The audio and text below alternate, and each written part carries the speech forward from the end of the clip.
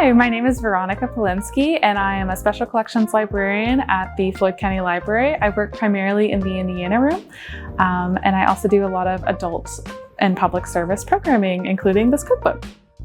I've always been obsessed with cookbooks. I'm really fascinated by them. They're like little pieces of history, I feel like.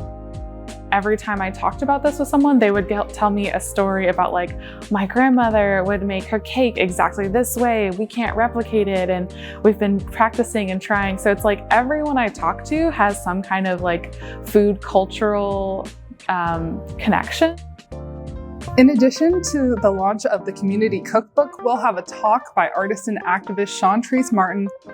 Shauntrice Martin is a Louisville, Kentucky activist and artist featured in our 8x10 show, and she also was the founder of Black Market Kentucky.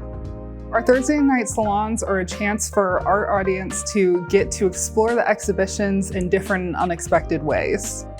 We're going to have Blue Butterfly Pea Flower Tea, a decorate your own cookie station, a discussion led by Shauntrice Martin, catering by Emily Salaga featuring recipes from the cookbook, and a soup playlist about soup and all her beautiful ingredients.